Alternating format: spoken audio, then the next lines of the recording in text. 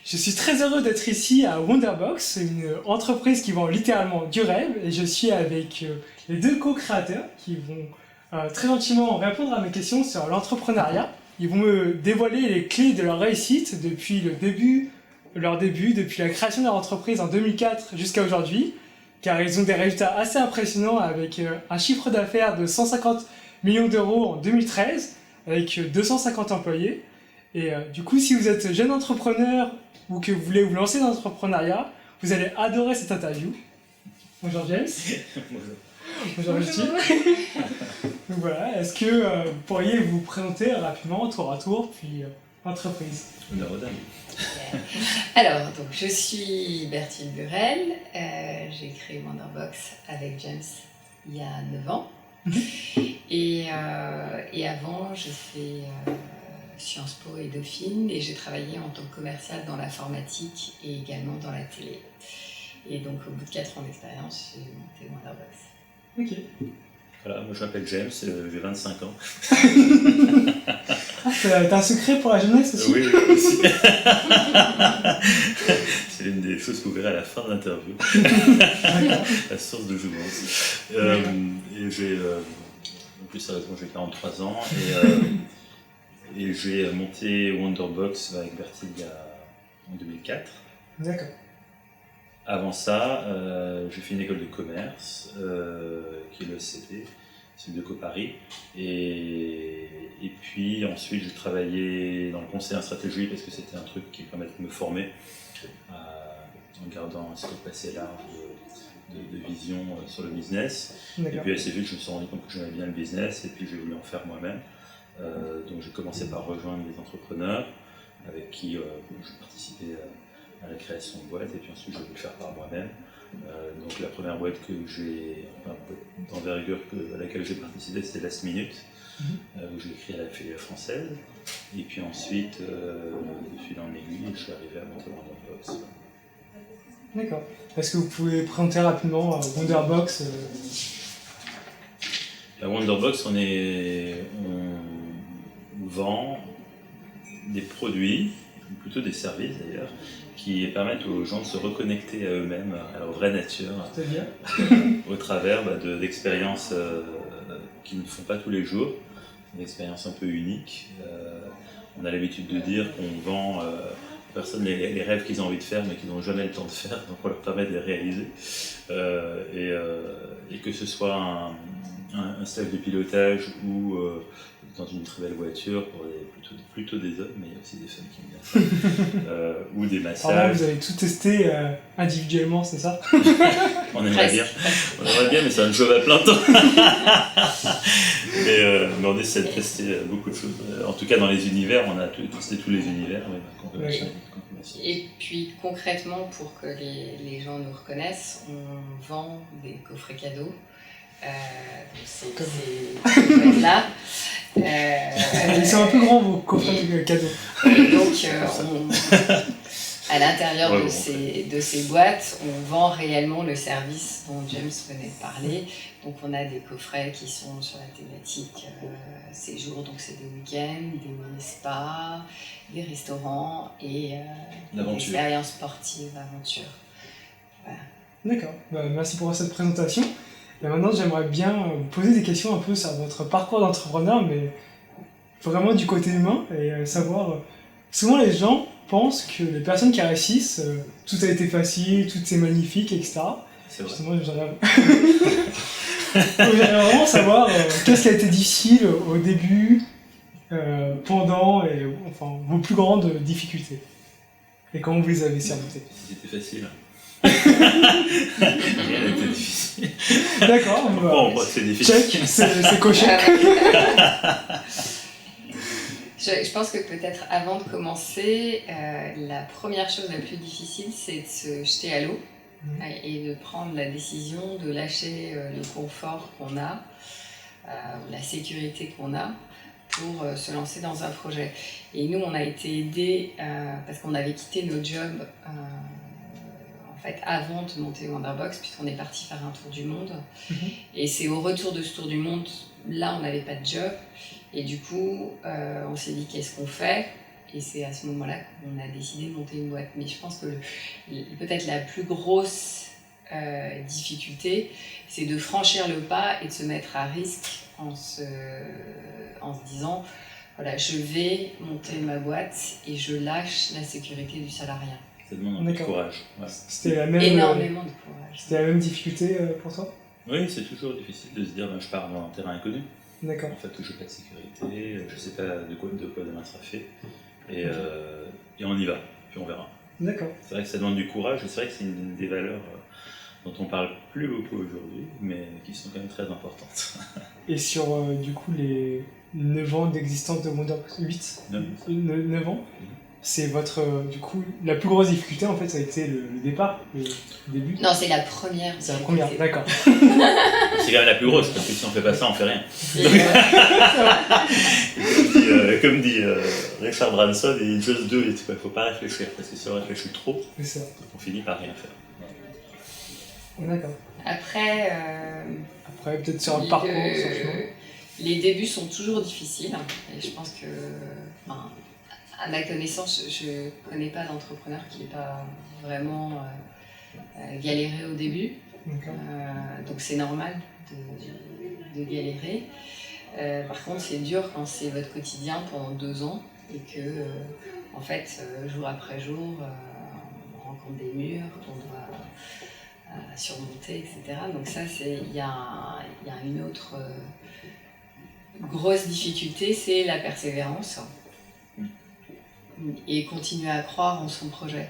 Donc en fait, c'est ça qui est très difficile, c'est qu'il faut être à la fois persévérant, mais pas déraisonnable et fou, parce qu'il y a des gens qui s'entêtent dans des projets qui n'ont aucun avenir.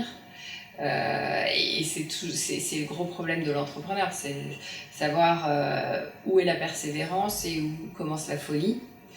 Et du coup, continuer sans s'acharner, c'est toujours un choix difficile, et on est toujours en tant que fondateur sur le fil du rasoir. Parce qu'au début ça marche pas, mais garder la foi et ne pas rentrer dans quelque chose de déraisonnable, c'est très difficile. Justement, comment vous avez posé la limite entre ce qui était de la foi et un peu de la folie? En fait, là, ce qui est important, c'est qu'il faut avoir une vision. Donc, au début, c'est de se dire, moi je pense que dans tant d'années, 3, 4, 5 ans, voilà ce qui va se passer. Et donc, comment je me situe par rapport à ça. D'accord. Et ensuite, de revenir, donc ça c'est un peu le rêve. Et puis ensuite de revenir sur Terre, on est dans le bon d'accord, mais ça c'est là où je veux aller. Maintenant, aujourd'hui, voilà, où est-ce que je suis et comment j'y vais. Et là, c'est les sous. Comment est-ce que je vais gagner de l'argent, comment est-ce que je finance, comment est-ce que je me développe, qu'est-ce qu'il faut que je commence par faire. C'est très très pragmatique en fait. Avoir un vrai plan de finance, être sûr qu'on va gagner de l'argent à terme. D'accord. Si on ne gagne pas à court terme, c'est normal puisqu'il y a une période de lancement. Et il faut avoir une vision sur quand le business va tourner, je vais gagner de l'argent. Et ça, c'est un truc très très important. Et on voit souvent des entrepreneurs qui se lancent dans des aventures sans avoir checké que... comment ils vont gagner de l'argent? Ils allaient gagner de l'argent. C'est intéressant. Ils ont juste la passion, mais pas le côté pragmatique. C'est 50%. Voilà. D'accord. 50%, et ils ont une idée, ils y vont, et puis ensuite ils se rendent compte qu'ils ne peuvent pas gagner d'argent avec. C'est dommage. Et comment vous avez fait il faut rappeler, en fait, une entreprise, ça se crée non pas comme le pensait les hommes politiques pour créer des emplois d'abord. Ça serait bien, ça serait bien, mais ça se fait d'abord pour gagner de l'argent, parce que sans argent, on ne peut pas créer d'emploi.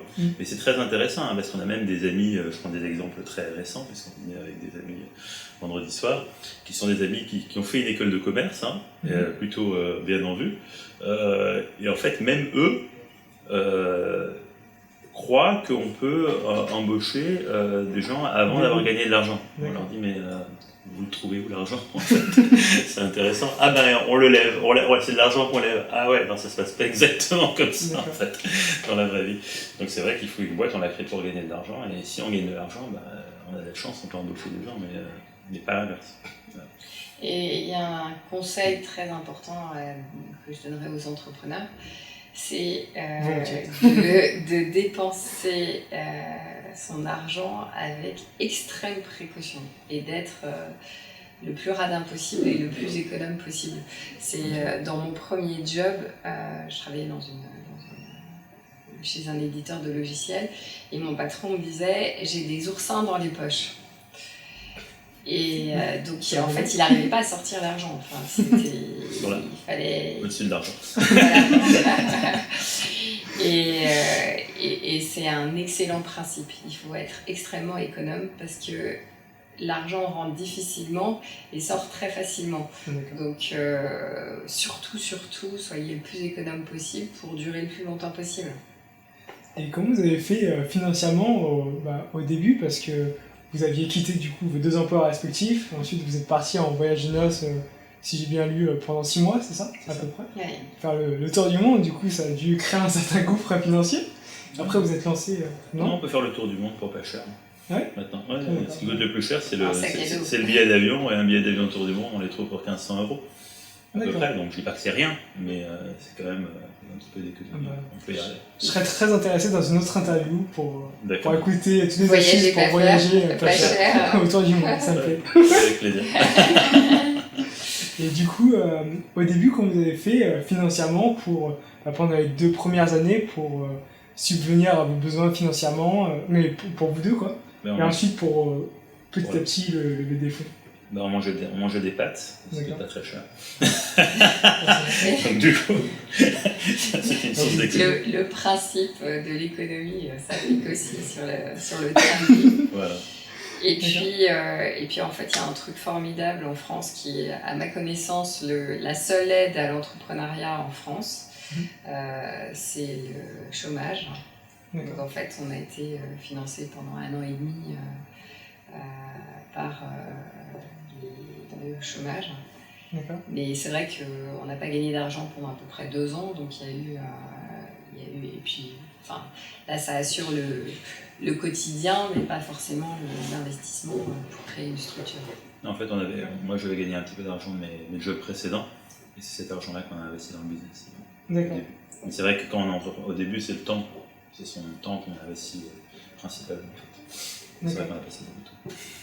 De ce point de vue-là. Mais du coup, pour créer sa structure, il ne faut pas un minimum de capital Non, on peut créer une SARL pour 1 € en France, il faut le savoir, depuis 2-3 ans.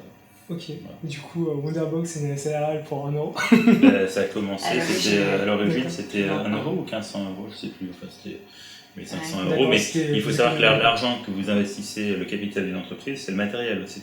Donc si vous achetez 2 ordinateurs et que vous avez 3 bureaux, et ben, ça passe dans le capital de la boîte. C'est pas forcément de l'argent que vous mettez en plus. Ok, d'accord. Et du coup, le chômage, au final, ça a été une bonne opportunité pour créer votre entreprise Enfin, comment vous l'avez vu, c'était arrivé du chômage en fait? Vous aviez quitté vos postes respectifs? C'est plutôt confortable. C'est sûr qu'on l'aurait fait aussi sans ça, mais bon, c'est sûr que c'est sur le quotidien. Je n'ai pas de meilleure qualité. Ok. Et, une autre question par rapport à votre projet, parce que souvent c'est ça le plus dur, c'est comment croire en son projet au début, et pendant 2 ans, pendant le temps où il n'y avait pas vraiment de grosses entrées d'argent, quoi. C'est une bonne question. C'est vraiment quelque chose qui m'épate chez la plupart des entrepreneurs. Ils foncent et ils se disent je vais le faire, et sans résultat pendant... Je pense qu'il y a 2 choses.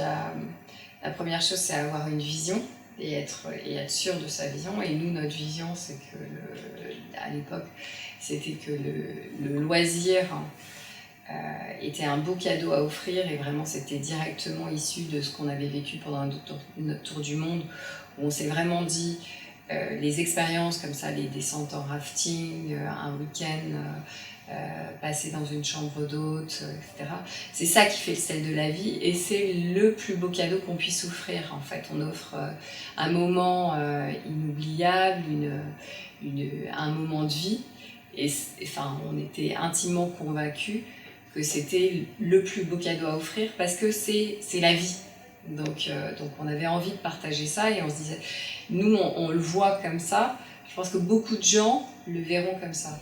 Et la deuxième chose, c'est qu'on n'y croit pas toujours, Et il y a d'énormes moments de doute, des traversées du désert.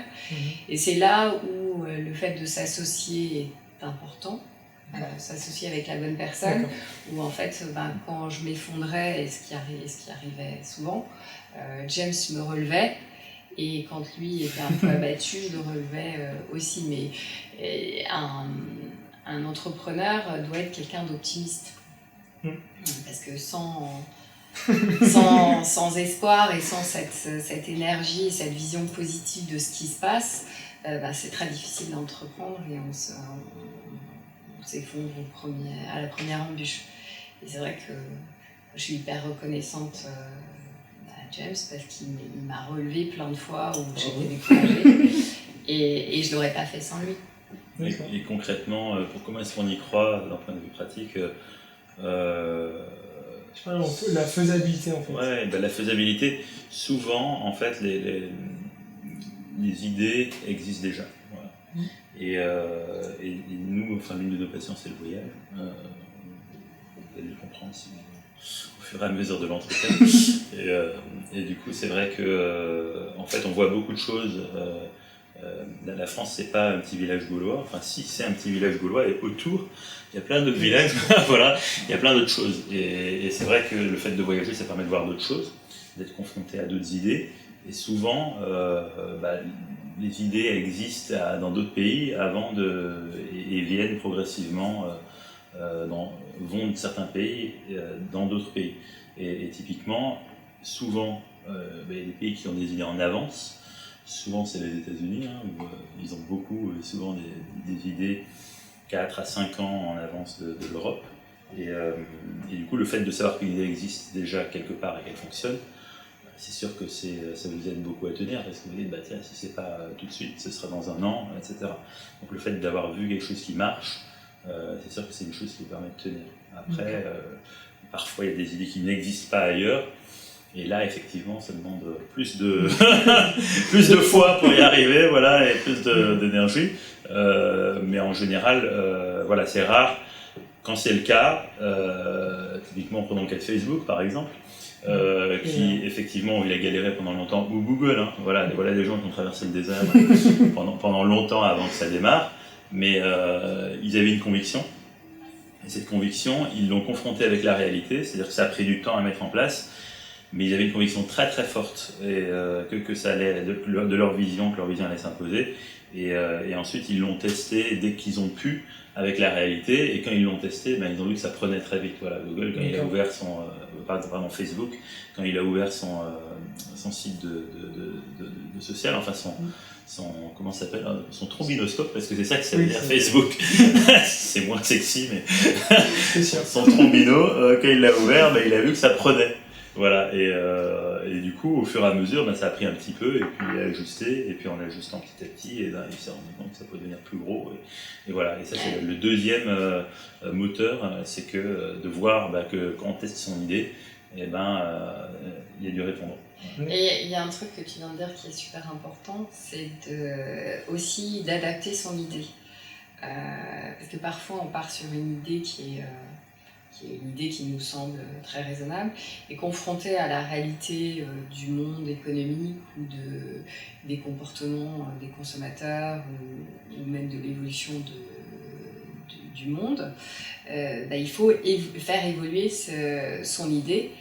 Et c'est là, en fait, je pense que c'est ça qui fait la différence entre un entrepreneur à succès et un entrepreneur à échec. C'est que la personne qui va être lucide sur le monde qui l'entoure et qui va constater que en fait son idée n'est pas très bonne, mais que par exemple il est prêt à faire évoluer un peu son concept, à faire évoluer les choses parce que ça marchera mieux. Et c'est ça qui fait le succès. Et c'est des choses très très petites Ça va être pour un restaurant, repeindre la couleur du restaurant. Ça va être, je sais pas, pour nous, on a fait 7 chartes graphiques. Donc, on a fait 7 fois ce travail-là. Chaque année, en fait, on se repose la question de comment est-ce qu'on peut faire mieux. Et en fait, on n'est pas sur un concept qui est figé avec quelque chose qui doit exister comme ça. On a une vision, mais on la confronte au réel de la façon la plus objective possible pour l'adapter à notre environnement. Et donc, il faut se remettre en cause perpétuellement pour améliorer le concept et l'entreprise et le travail qu'on fait et l'offre qu'on propose. Est-ce que tu as peut-être des exemples qui permettraient d'illustrer un peu comment Wonderbox s'est adapté justement au marché, à l'environnement? Oui. Bon, pour montrer concrètement, on a des... Il faut montrer l'évolution de notre charte graphique. Ah oui, ça serait excellent. Pendant que tu vas chercher. Ouais, je vais chercher. Une pause. Ouais. Un bon exemple d'adaptation à l'environnement et de recherche d'optimisation de notre travail, ça a été le travail, comme je vous disais, sur la charte graphique. Où, pour illustrer ça c'est notre premier coffret avec donc, notre premier design. Voilà, vous allez voir, je vais mettre un peu plus devant. Alors, très simple, c'est un fer à voile pour ceux qui ne connaissent pas. Voilà, qui ne reconnaissent pas. Et après, en fait, on a appris que c'était important d'avoir des grosses photos pour que les gens nous voient de loin dans les magasins. Donc j'ai passé une charte que j'ai pas retrouvée, mais voilà une évolution. Ensuite, donc là on s'est aperçu que c'était un petit peu pâle. Alors après, on l'a fait dans la couleur.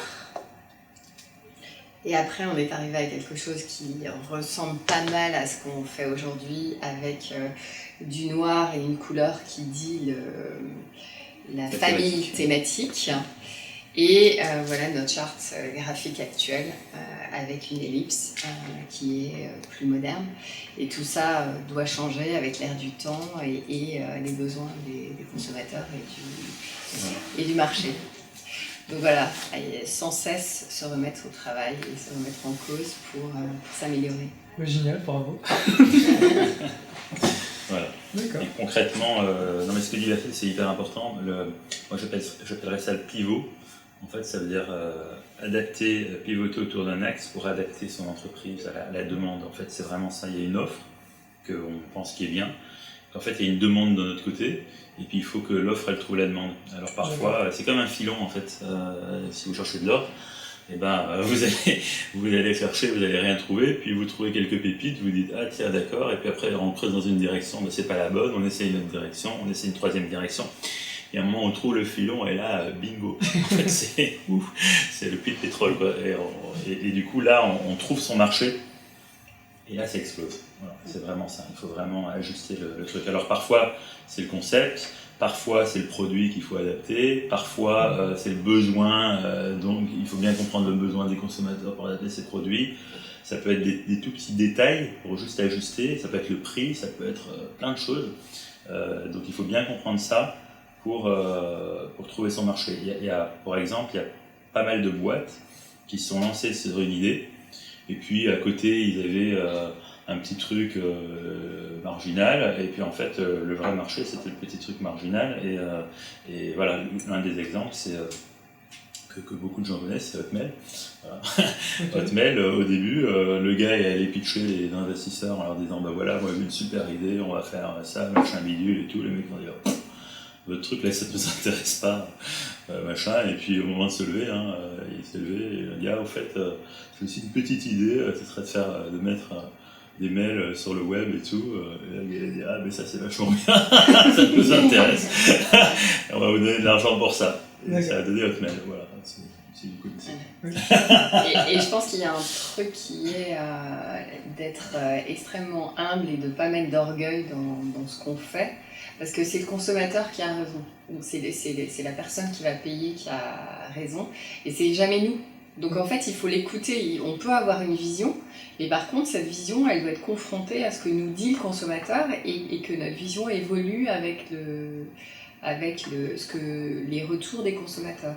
Justement, comment vous obtenez des retours des consommateurs? Alors, au début, on faisait ça par le téléphone, parce qu'on était tous branchés sur le téléphone, donc on discutait avec nos clients. C'est le meilleur moyen, c'est de discuter avec les clients, parce qu'ils disent toujours plein de choses que eux pensent pas forcément très importantes, mais qui sont vraiment importantes pour nous. Et après, quand on est passé sur Internet, on a eu pas mal de mails, des clients qui nous disaient, nous donnaient des idées ou nous donnaient des retours d'expérience, et on en a toujours beaucoup. Donc c'est vrai que plus la boîte grossit, plus c'est compliqué de rester bien en contact avec ses clients, et c'est une des choses qu'on est en train de remettre en place, c'est le client au cœur de l'entreprise pour que ça nous permette de faire évoluer nos produits. Et puis il y a aussi au tout début, parler de son projet à ses proches, ses amis, les gens qu'on rencontre, etc.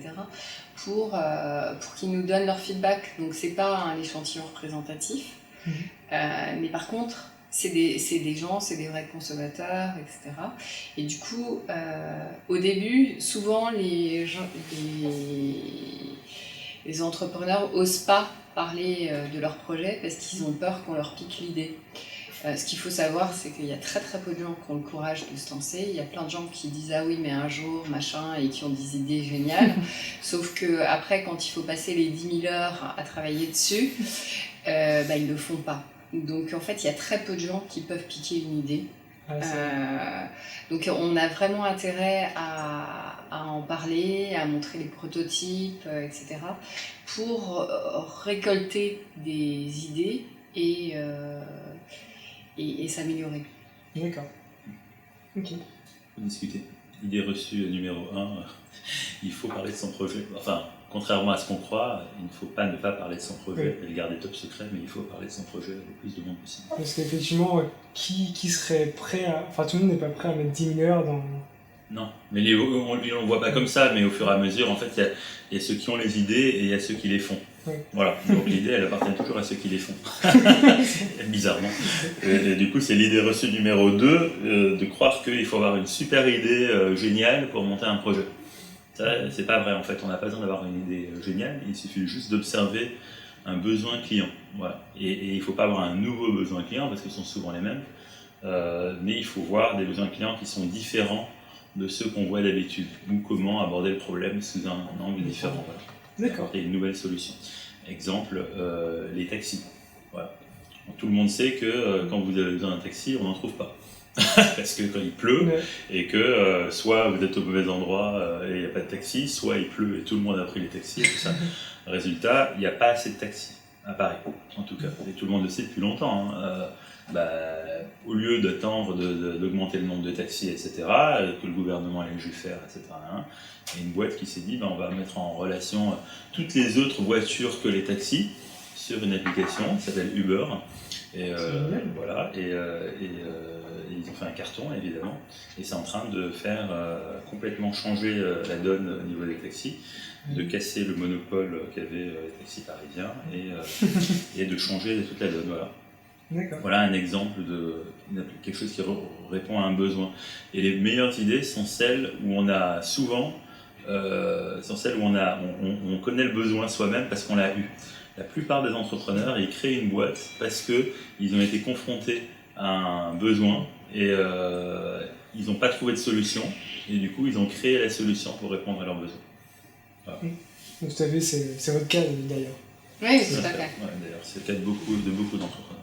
D'accord.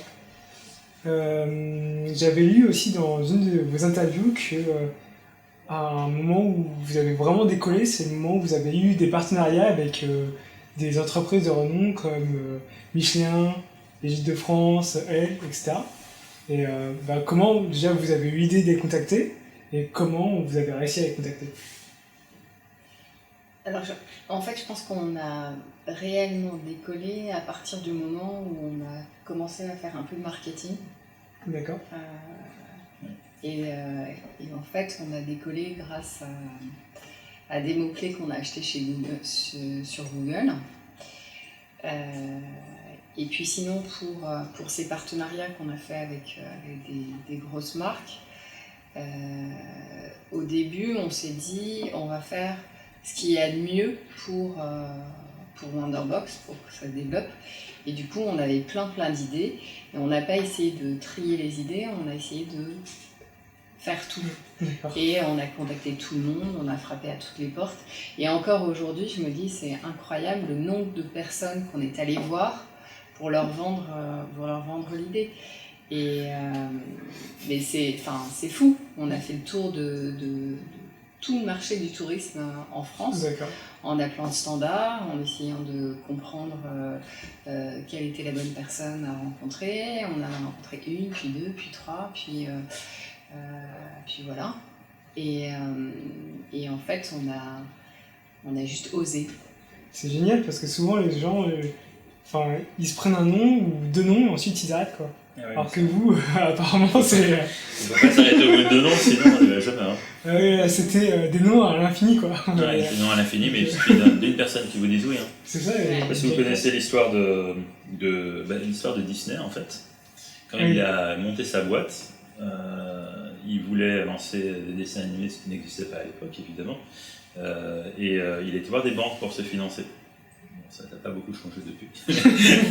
Et du coup, il en allait voir une, on lui arrive au nez, une deuxième, on lui a dit non, une troisième, on lui a dit non. Je crois qu'il a vu 150 banques différentes. Quelque chose comme ça. Voilà. C'est un peu entre 100 et 200, avant qu'il en trouve une qui lui dise éventuellement on est prêt à machin. Et du coup, ça a lancé Disney.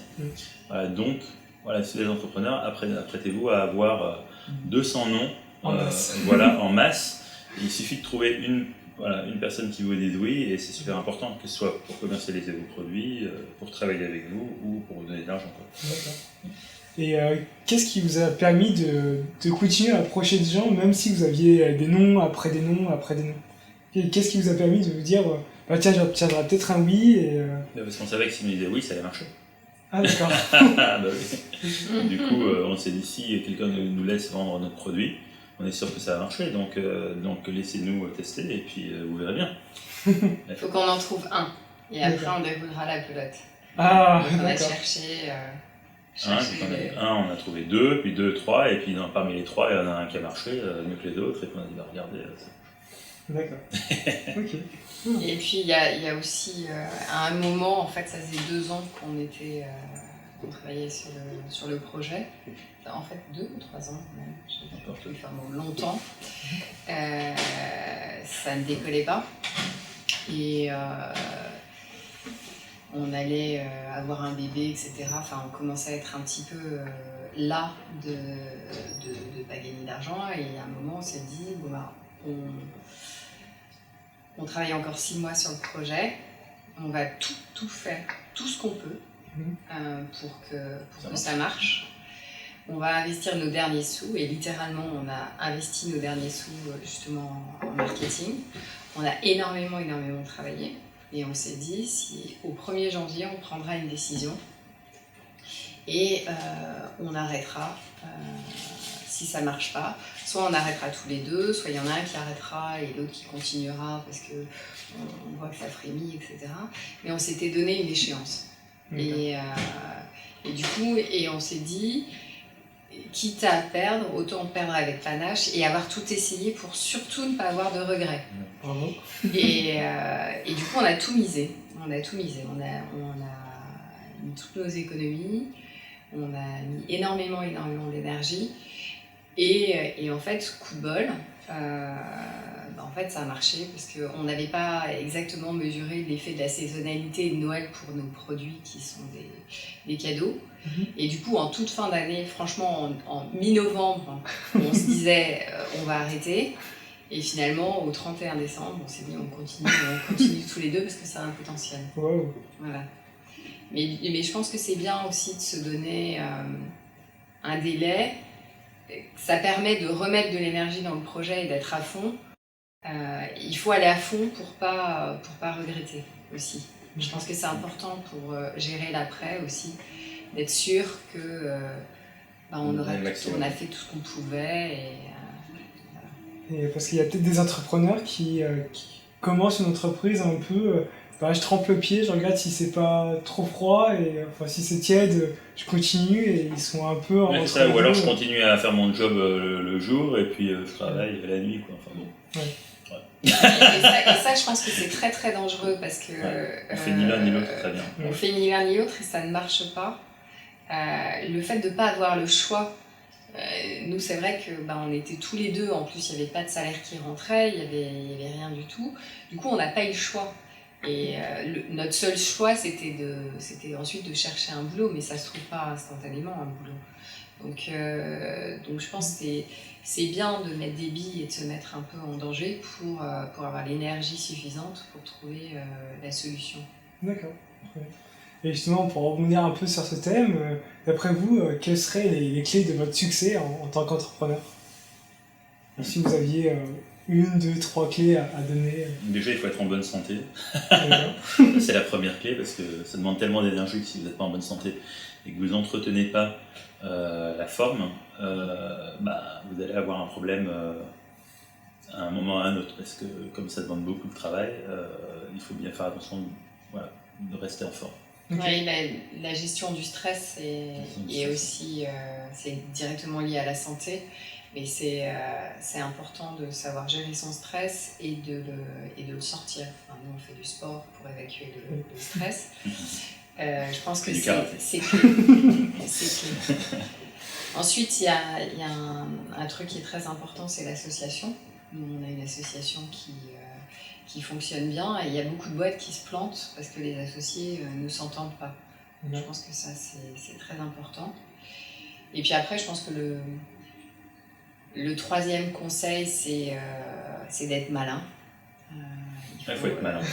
Il faut être malin parce que tout le monde peut faire la même chose. Oui, développer. Tout le monde peut faire la même chose d'une idée. Vous avez une idée, il y a 50 personnes qui l'ont. Quand vous avez une idée, il faut vous dire, après elle se diffuse. Donc il va y avoir 50 personnes qui vont l'avoir en même temps, aux États-Unis, en Russie, partout. Et en fait, qu'est-ce qui va gagner ? C'est celui qui est un peu plus malin. Voilà. Et être malin, vous trouvez des gens qui sont très compétents, vous trouvez des gens qui sont très forts, vous trouvez des gens qui ont plein d'autres qualités, qui sont des excellents managers, d'excellents communicants, etc. Un entrepreneur, il est un peu plus malin encore que tout ça. Voilà. Okay. Parce que forcément, c'est celui qui va trouver le chemin. Voilà. Alors ça ne s'explique pas comment est-ce qu'on trouve le chemin. Parce que faut envoyer des personnes. C'est beaucoup de travail. C'est beaucoup de travail, c'est explorer les pistes, c'est être systématique, c'est avoir l'énergie pour continuer, etc. Donc, mais faire ça en étant malin, c'est-à-dire en utilisant ses avantages par rapport aux autres et en trouvant qu'est-ce qui va faire la différence. Et c'est des petits trucs. Typiquement, je prends un exemple, on a eu des directeurs financiers qui étaient super expérimentés, machin et tout, mais qui n'étaient pas malins. Vous voyez, c'est-à-dire qu'ils ne trouvent pas le chemin qui va optimiser à la fois les résultats, mais tout en confortant leurs revenus, machin, en optimisant tous les paramètres à la fois. Ça demande d'être malin. Voilà. Okay. Et être malin, c'est pas évident. Voilà. C'est en gros voir un peu les motifs, les patterns et arriver à jongler entre... Plus concrètement, c'est avancer. C'est avancer de la manière la plus optimale possible pour la boîte. D'accord. C'est vrai que c'est de pas rester dans un truc, les trucs ils doivent être comme ça et machin, il faut respecter telle réglementation, tel machin, tel truc. On peut toujours faire le truc à la lettre ou on peut faire le truc dans l'intérêt de l'entreprise. Voilà. Il y a toujours différentes interprétations. Ouais, je pense que d'ailleurs il y a des études aux États-Unis qui sont sorties sur quelles sont les caractéristiques des entrepreneurs. Et en fait, une des caractéristiques principales, c'est que les gens, c'est des gens qui ne respectent pas les règles. En fait, pour entreprendre, il faut casser quelque chose. Enfin, pas casser violemment, mais il faut faire quelque chose de différent. Et parce que si on fait toujours la même chose, on a toujours le même résultat. Du coup, il faut faire quelque chose de légèrement différent pour essayer une nouvelle voie. Et c'est vraiment ça. Et je pense que cette nouvelle voie, elle peut être dans la légalité, elle peut être... voilà. Mais c'est faire un truc un peu différemment et du coup, on trouve un passage et ça ça répond ça donne des solutions à des problèmes, etc. D'accord. Ouais, l'idée, c'est vrai que moi, c'est le truc qui me fait marcher. Je me répète toujours. Il paraît qu'Einstein il a dit, hein, je prétends pas que c'est moi qui l'ai inventé, mais je me l'étais dit sans savoir que ça venait de lui. C'est vrai qu'en faisant toujours la même chose, on obtient toujours le même résultat.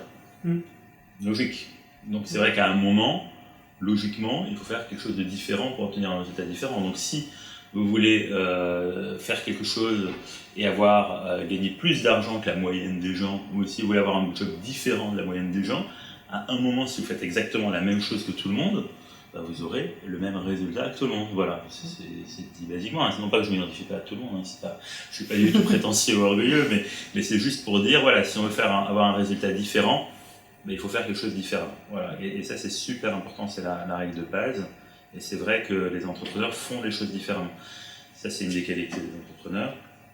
Et encore une autre qualité, c'est qu'ils trouvent une solution, ils trouvent un chemin. Voilà. Donc typiquement, nous, on fait le test souvent pour l'embauche des gens. Vous avez des gens, vous allez leur donner un problème, ils vont toujours voir d'autres problèmes. Voilà. Alors du coup, le truc, machin. Les gens, vous allez leur donner un problème, on va dire alors, on va poser le truc, mathématiquement, ils vont résoudre le truc, très bien, super, scolairement, parfait. Et puis, il y a des gens, vous allez leur donner un problème, puis leur en rajouter un autre, et puis machin, ils vont toujours trouver un chemin. On va dire, c'est pas grave, si ça marche pas, je vais essayer ça, et si ça marche pas, je vais essayer ça. Et ça, c'est des gens qui ont un profil d'entrepreneur. Parce que quoi qu'ils ont, ils trouveront un chemin. Et ils ont toujours une attitude positive pour trouver ce chemin-là. Et il y a des gens comme ça. Voilà. C'est que vous pouvez leur mettre ce que vous voulez. Réduire la taille du problème. Voilà. Vous pouvez leur donner ce que vous voulez, leur mettre tout ce que vous voulez sur la tête, et ben avec le sourire, ils vont trouver le truc qui va faire qu'ils vont s'en sortir. D'accord. Et comment faire découper le problème Oui, c'est ça. Il faut découper le problème. Et puis il faut aller à l'essentiel surtout. Voilà, trouver le nœud du problème, se dire en fait les gens disent que ça c'est pas bien, mais en fait c'est pas l'intégralité qui est rejetée, c'est juste cette petite partie là, donc je change ça et voilà, c'est comme nous quand on a monté Wonderbox, au début on s'est dit on va lever des fonds pour financer notre projet. Et en fait, c'est devenu, c'est le rituel de l'entrepreneur. Enfin, dans les nouvelles technologies. Voilà, dans les nouvelles technologies, on écrit un business plan, un beau dossier, etc. Et puis après, on va voir des gens pour financer le truc. Et puis là, on est allé voir plein de gens. On a dû se faire une vingtaine de rendez-vous. Et tout le monde nous a fermé la porte. Et il y a un moment, on s'est dit, bon, alors c'est quoi notre métier ? Et en fait, pendant ce temps-là, on ne faisait que des rendez-vous avec des financiers et on n'avançait pas du tout sur la création du produit. En fait, on ne se rapprochait pas du lancement du projet et on s'est dit, on a un problème, on ne va pas avoir de financement. Alors soit on continue, on cherche des financements et on considère que c'est ça qui est le passage obligé, soit on s'est dit, on va faire à l'économie, on va faire avec nos sous, on va faire le plus possible nous-mêmes. Et on va travailler le plus vite possible pour arriver le plus vite possible au but. Et c'est ce qu'on a fait, et on a bien fait, parce que je pense qu'on serait encore à chercher des fonds aujourd'hui si on avait continué sur la première voie qu'on a prise. D'accord. Et justement, pour revenir au nœud, est-ce qu'il y a un truc, une astuce ou un truc que vous avez fait particulièrement qui a boosté votre entreprise ? Tous les jours, moi je me levais et je me disais qu'est-ce que je vais faire aujourd'hui, qu'est-ce qui est le plus important que je fasse aujourd'hui pour l'entreprise. D'accord. Donc tous les jours, je me disais c'est quoi le plus important. Et c'est vrai que si vous posez cette question tous les jours en remettant à zéro le compteur, en vous disant qu'est-ce qui est le plus important aujourd'hui, et vous allez toujours essayer de faire ce qui est le plus important. Alors après il faut bien voir les trucs, mais une entreprise c'est facile. Il y a le revenu, il y a les coûts, et à la fin, il y a ce qui reste. Donc une fois que vous avez compris ça, mais c'est hyper important de comprendre ça. Il faut déjà faire en sorte que vos coûts ils soient compensés par les revenus, pour le plus vite possible être à l'équilibre, comme on dit. Et puis une fois que vous êtes là, il faut augmenter les revenus ou diminuer les coûts. Diminuer les coûts, c'est possible jusqu'à un certain point, mais une fois qu'on atteint l'os, c'est plus possible. Après, il faut augmenter les coûts, voilà, les revenus, pardon. Et après, il faut augmenter les revenus pour augmenter sa probabilité de profit, pour pouvoir investir ses profits pour développer encore l'entreprise et réaugmenter les revenus, etc. Donc, ça, c'est la base qu'il faut comprendre. Il faut quand même avoir quelques bases économiques, mais c'est assez simple, là, je viens de vous les expliquer. Une fois qu'on a compris ça, on a compris 90%. Ensuite, là où il faut garder son focus, c'est sur le cash. Voilà. C'est sûr qu'une entreprise, la plupart des entreprises, elles meurent parce qu'elles n'ont plus de trésorerie. Voilà, c'est la trésorerie. Le cash, oui, c'est la liquidité. Voilà. L'argent qu'on a sur son compte en banque. Voilà. Parce que la manière dont on peut se développer sans faire trop appel à du capital risque, ou enfin des gens qui vous prêtent de l'argent ou des emprunts, eh ben, c'est d'avoir plus de liquidité. On reçoit plus de liquidité qu'on en dépense. Voilà. Et il y a plein de boîtes qui se sont développées comme ça. C'est toute la grande distribution en France. Elle s'est développée comme ça, Carrefour, Leclerc, etc. Parce qu'ils payent leurs fournisseurs après avoir vendu les produits, après avoir touché l'argent. Donc ils ont ce qu'on appelle un BFR négatif, c'est-à-dire qu'en fait ils ont plus d'argent en haut que d'argent qui sort, d'argent qui rentre en haut que d'argent qui sort en bas pour payer les fournisseurs. Plus de revenus que de coûts. Voilà. Donc une fois que vous avez compris ça, l'argent qui rentre dans la boîte, c'est la clé de la survie. Ouais. Je pense qu'il y a... C'est comme l'oxygène en fait. Si vous êtes un plongeur, on est des plongeurs. L'argent c'est l'oxygène. Voilà. Donc quand vous n'avez plus d'oxygène, et il y a beaucoup de boîtes qui meurent parce qu'elles n'ont plus de liquidité, elles n'ont plus de trésorerie, on appelle ça. Et donc la clé, ce qui nous a sauvés et qui nous a permis d'aller loin et de durer, c'est d'avoir de liquidité. Ouais. Et je pense que la deuxième clé, moi j'aurais plutôt dit ça, c'est d'avoir des bons produits. C'est basique, c'est bête. Il ne faut pas en avoir beaucoup. Regardez Apple, ils ont peu de produits. Mais en fait, c'est des bons produits. Et nous, c'est ce qu'on a fait. On a essayé de faire les meilleurs produits du marché. On voulait avoir que Wonderbox soit reconnu pour ça. Donc, on avait, par exemple, plus d'hôtels dans chacun de nos coffrets pour que les gens aillent aller moins loin et que ce soit plus pratique pour eux. On voulait sélectionner les meilleurs partenaires. Et c'est comme ça qu'on s'est dit, on va aller voir... Gîtes de France, et voilà. Et du coup, on a travaillé énormément le produit, parce qu'à la fin, c'est ça qui fait rentrer l'argent en fait. Un bon produit, il se vendra. Vous avez beau faire tout le marketing que vous voulez sur un mauvais produit, il se vendra jamais. Un bon produit, il faudra faire un tout petit peu de marketing et ensuite le produit se vendra. Et du coup, il faut vraiment, la base, c'est de faire des bons produits. Des bons produits. Donc c'est vrai que ça c'est un des facteurs clés de succès, c'est qu'on s'est dit on veut faire des bons produits avec des bons services, et donner un bon service aux consommateurs. Et c'est vrai que beaucoup de gens oublient de se focaliser sur le produit. Sans bon produit, vous pouvez faire tous les efforts que vous voulez, ça marchera pas très bien. Voilà. Donc focaliser sur le produit, clé.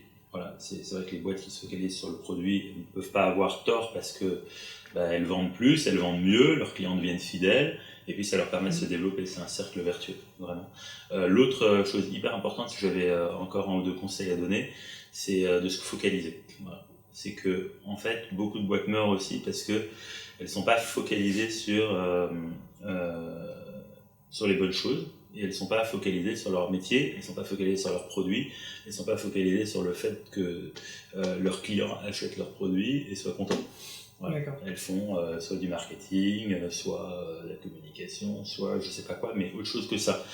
Oui, ou alors pour réduire le risque, soi-disant, ils lancent plusieurs choses en même temps, et du coup rien ne décolle. Donc c'est vrai qu'en fait il faut analyser là où on a été bon, c'est qu'on a analysé quel était notre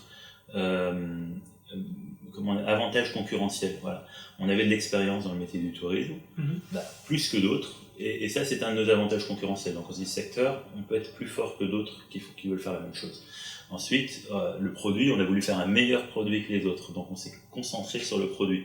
Donc une fois que vous concentrez sur votre avantage concurrentiel pour sortir un meilleur produit que les autres, là vous avez une vraie chance de réussir, parce que toute votre énergie, tout le temps que vous travaillez, vous le mettez à faire un meilleur produit. Et en fait, vous apercevez qu'il y a très peu de gens qui sont capables de faire ça, jour après jour, de continuer à être focalisé sur le même truc. Et en fait, quand vous faites ça, eh ben, vous êtes capable, vous êtes plus puissant que des multinationales où il y a des dizaines de milliers de personnes. Pourquoi ? Parce qu'ils ne sont pas focalisés. Prenons le cas de Facebook, bah, le gars, il a travaillé seul. Il a travaillé seul pendant 1 an, 2 ans, 3 ans, 5 ans à faire son produit. Et une fois qu'il l'a mis à le vendre, le truc, ça a été énorme. Ah oui, c'est vrai que le micro. Les micros risquent de faire du bruit. Donc il y a ça rythme la discussion. Google, c'est pareil. Ils ont ajusté leurs produits de manière à ce que les clients reviennent. Ils ont travaillé dans un garage pendant 2 ans, 3 ans. Ils ont vu des VC qui leur ont dit non, votre truc c'est nul, on n'investira jamais, etc. Ils se sont pris des claques, mais ils travaillaient sur leurs produits. Ils étaient 2. Ils n'étaient pas 150. Voilà. Et il y a une troisième boîte, je finirai par là, qui a travaillé sur ces produits moins connus qu'Apple, mais c'est Nest. Je ne sais pas si vous connaissez, c'est des gens. C'était un ancien d'Apple qui a créé des thermostats connectés, des détecteurs de fumée, tout ça. Bah, sa boîte, elle s'est fait racheter la semaine dernière 3 milliards par Google. Voilà. Et alors que c'est un gars qui fabrique des thermostats pour votre radiateur. C'est quand même un truc de fou. Donc, qu'est-ce qu'il a fait ? Ce gars, il a bossé pendant 3-4 ans à designer le plus beau thermostat qui apprend quand on est là, quand on n'est pas là, machin, pour faire des économies aux gens. Et aujourd'hui, c'est un produit qui cartonne et c'est le plus beau thermostat du marché. Là, qu'est-ce qu'il a fait ? Il s'est focalisé sur son produit pendant des années. C'est vraiment l'un des facteurs clés de succès. Et je pense que pour pouvoir se focaliser, il faut aussi à certains moments faire le deuil de certains projets. Et nous, pour illustrer mon propos, au début, on a lancé Wonderbox à Paris, enfin en France, et à New York. Et en fait, on était les deux, donc en fait, on bossait tout le temps. James était très souvent à New York, etc. Et à un moment, on s'est dit, on est trop petit, on n'arrivera pas 24 heures sur 24, bosser 24 heures sur 24, on va mourir. Il faut qu'on arrête et il faut qu'on choisisse notre marché, il faut qu'on tranche. Et on a choisi de fermer New York et de continuer la France. Bon, peut-être qu'on aurait dû faire l'inverse, Dieu seul sait. Mais non, je vous aurais pas rencontré. Sinon. Voilà. Si, vous avez peut-être rencontré à New York. Si, peut-être. Et du coup, on s'est réellement coupé un bras, coupé tout un rêve. C'était vraiment quelque chose qui nous tenait à cœur. Mais je pense qu'on n'aurait pas pris cette décision et on serait resté des deux côtés de l'Atlantique. On n'aurait jamais eu la progression qu'on a eue parce qu'on n'aurait pas été focus. D'accord. Et ça, c'était une décision que vous aviez prise tous les deux ou... Oui, bien sûr. C'est des décisions quand même c'est lourdes. D'accord. Très bien, juste...